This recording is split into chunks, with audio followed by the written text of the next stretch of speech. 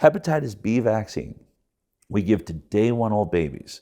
They'll call Child Protective Services at a lot of hospitals and say you're putting your baby at risk if you want to leave without this vaccine. Okay, hepatitis B, sexually transmitted disease. This disease you will only get if you're sharing heroin needles or sleeping with prostitutes. I mean, it's literally made for, sex rave participants. In New York and big cities, like, you should probably take this vaccine because you're living a very risky life.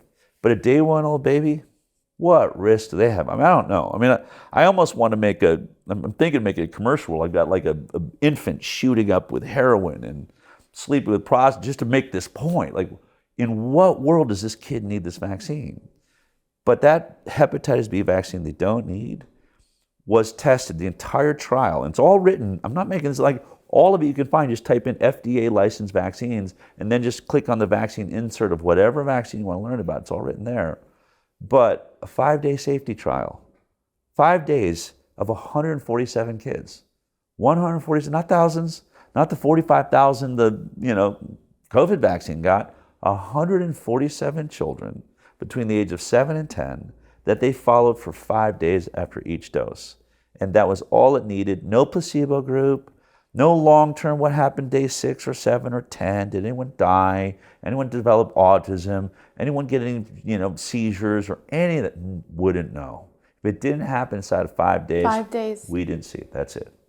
That's it. I actually sued the CDC. One of our cases was that can't be true. Do you have a single trial of hepatitis B for children that lasted longer than 7 days? Spent a year in court on that. And they finally came back and said no. And now I'm suing, saying then you have to take that off the market. But then what happens? So they say no, and then what? Now the world knows. That's all we get. No one pays anybody. But now you are finally seeing this debate. The Advisory Committee on Immunization Practices, which is the CDC's advisory group, has all new people that Robert Kennedy Jr. has put in there. I think they're going to be really looking at the hepatitis B vaccine. But that's rushed onto the market. And that's the first one. That one makes no sense whatsoever. And for a day-old baby. For a day-old baby. Ridiculous. And so let's, if people start there, you've got to figure it out. But it's still being completely suppressed by the media, though. Yes. This information you have to dig.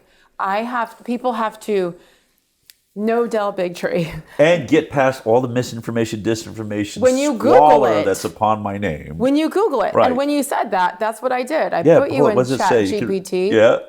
Good question. Who is Del Bigtree? Del Bigtree is a pretty controversial figure. Here's who he is and why people talk about him a lot.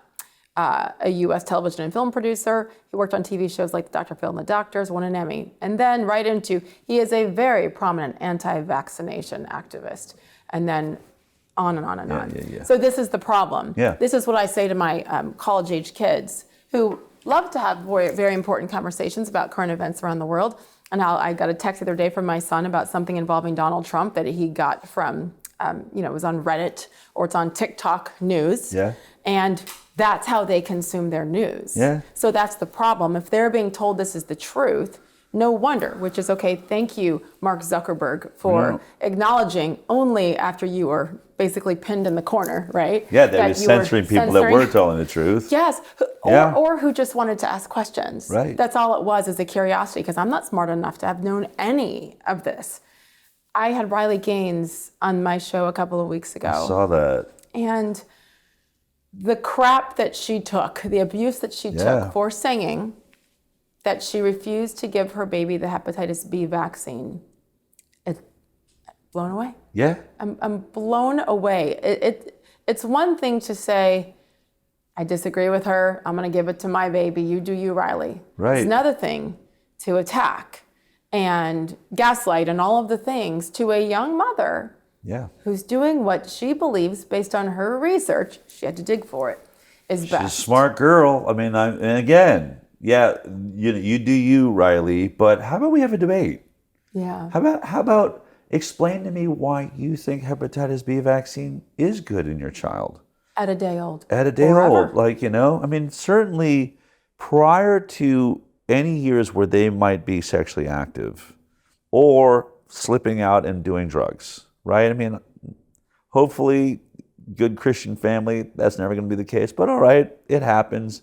But it ain't going to happen at 1 day old. It's not going to happen at 2 years old. It's not going to happen at 5 years old. Like Riley has some time to think about this, is the point. She also said that. Right? For today, this is my decision. She has some time to think about it. Anyone that would say it was reckless to do what she would do, what is reckless is injecting a product you know nothing about that your baby absolutely does not need by any stretch of imagination, unless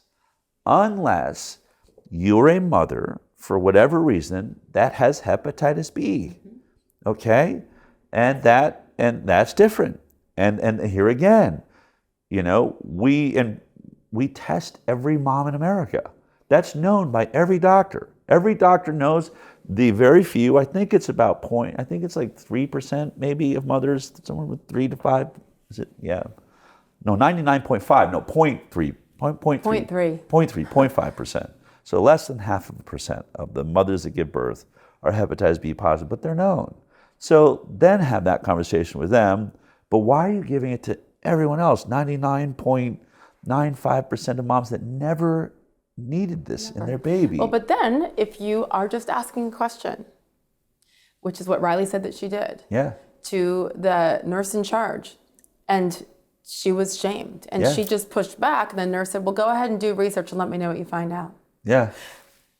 So again, even when you try to handle it in a non-confrontational way, a conversational way with the experts, the people we are told to trust, and this is what we hear. When were the smartest kids in your school also the bullies?